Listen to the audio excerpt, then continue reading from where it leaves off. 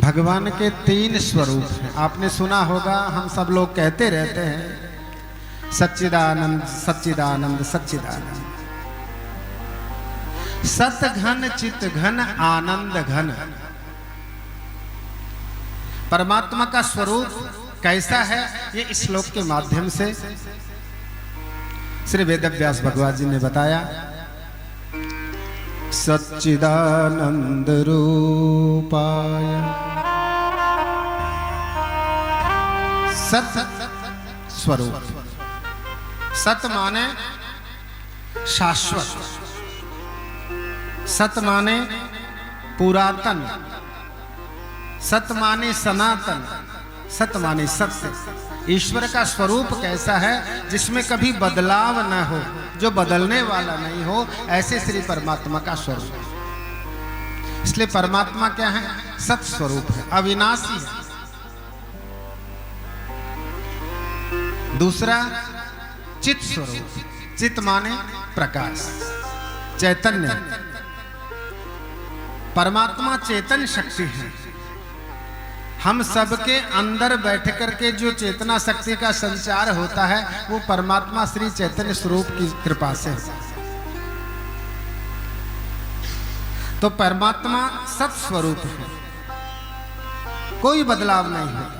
आपने परमात्मा के किसी भी विग्रह को कभी वृद्ध अवस्था में नहीं देखा होगा। हमेशा एक ही स्वरूप में, अपने दिव्य स्वरूप में विराजमान रहते हैं। जो दूसरों को प्रकाश देता है, अपने प्रकाश से, अपने चित स्वरूप से पूरे संसार को आलोकित करता है, वह चैतन्य स्वरूप। सूर्य भगवान उदय होते हैं, उनके उदय होने पर केवल संसार का अंधेरा समाप्त होता है। लेकिन परमात्मा का जो प्रकाश है, वो जब उनकी कृपा बनकर के हमारे अंतर मन में उतरता है, तो अंतर बाहर, अंतर और बाहर से उजाला कर देता है। हमारे अंतर मन का जो अज्ञान रूपी अंधकार है, वह भी समाप्त हो जाता है। ये परमात्मा की दिव्य कृपा का फल है। ऐसे परमात्मा चित स्वरूप। अब परमात्मा सत स्वरूप भी हैं, चित स्वरूप भी हैं, और तीसरा स्वरूप है आनंद स्वरूप। सच्चिदानंद रूपाय। डनलप के गद्दे पर सोने का नाम आनंद नहीं है।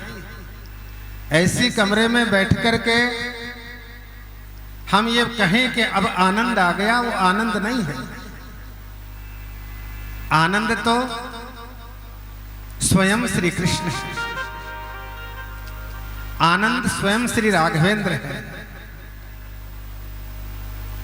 तभी भगवान जब प्रकट होते हैं तो संत लोग गाते हैं, नंद के आनंद भयो।